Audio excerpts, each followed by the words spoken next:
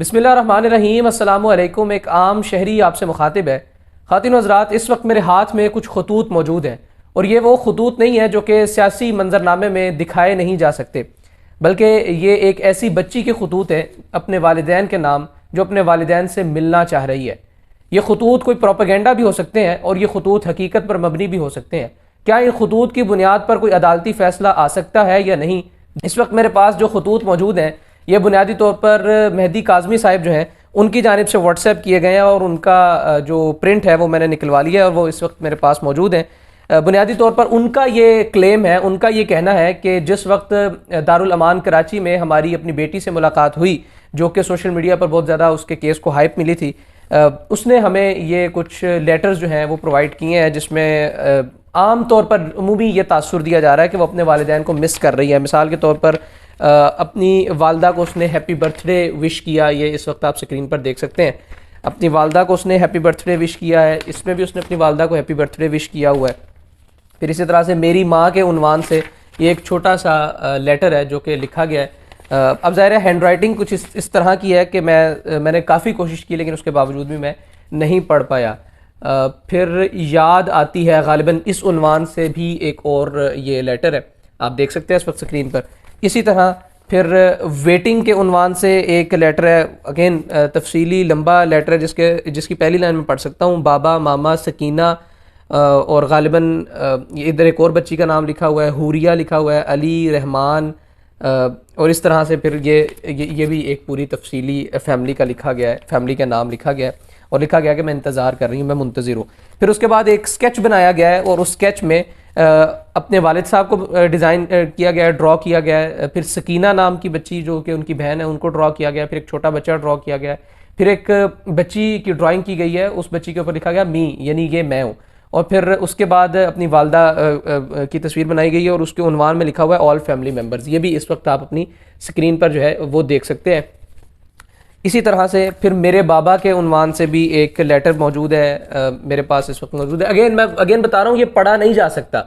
ये लेटर्स जो है ये मेहदी काज़मी साहब की जानिब से दिए गए हैं और क्लेम ये किया जा रहा है कि ये लेटर्स जो हैं ये हमारी याद में लिखे गए हैं। उसकी वालदा की चूँकि कुछ दिन पहले बर्थडे थी तो उनको विश करने के लिए ये लिखे गए हैं और वो फैमिली को मिस कर रही है। फिर इसी तरह से एक और आखिरी ख़त है, ये भी वालदा की हैप्पी बर्थडे जो है उनको विश किया गया, उनको बर्थडे विश की गई है, उनके जन्मदिन पर यह भी ख़त लिखा गया है। गालिबन 13 दिसंबर 2022 को ये खतूत जो है ये लिखे गए। अब अगर दारुल अमान में मुलाकात के दौरान मेहदी काज़मी साहिब की बेटी ने उनको ये खतूत वाक़तन दिए हैं तो ऐसी सूरत में इसका मतलब ये है, अमूमी तासुर ये है कि वो बच्ची अपने वालिदैन को मिस कर रही है। ज़ाहिर है एक सुकून तो उसके वालिदैन को आ गया और वो सुकून ये था कि उनको नहीं मालूम था कि उनकी बच्ची कहाँ है, किन हाथों में है, किन के पास है। वहाँ से ये सारा मामला चला और लाहौर के मुख्तलिफ जगहों से होते होते ये मामला चलता गया और बिल आखिर कराची दारुल अमान में वो बच्ची मुंतकिल कर दी गई। कराची दारुल अमान पहुँचने के बाद वालिदैन को कम से कम इस बात का सुकून, इस बात का इत्मीनान हो गया कि अब बच्ची इस मकाम पर है, रियासती कस्टडी में है और महफूज हाथों में है।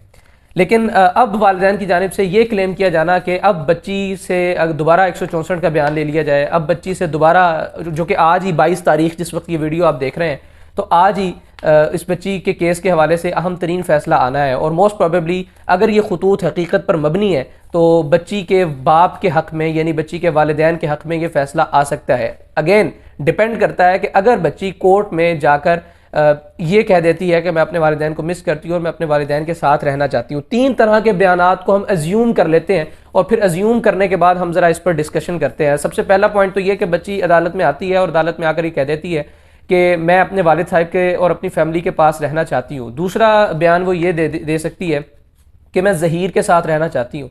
और तीसरा बयान मोस्ट प्रोबेबली वो ये दे सकती है कि मैं ज़हीर के साथ तो रहना चाहती हूँ, मैं उसे छोड़ना नहीं चाहती, लेकिन मैं अपनी फैमिली को भी मिस कर रही हूँ।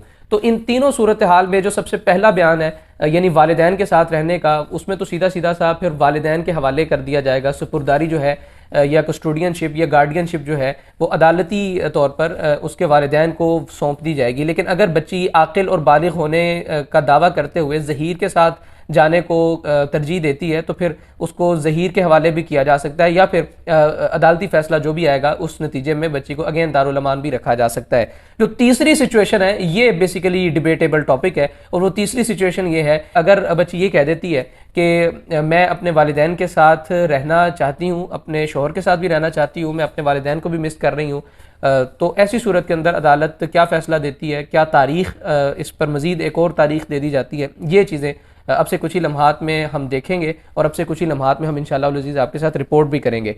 लेकिन बहरहाल ये सारी स्टोरी जो है इसमें वालिदैन की जानिब से ये दावा किया गया है, इन लेटर्स को पब्लिकली मीडिया पर दिखाकर शो करके मुख्तलिफ सहाफ़ियों को व्हाट्सएप करने के बाद कि आप इस पर अगर बात करना चाहें तो आप इस पर बात कर सकते हैं।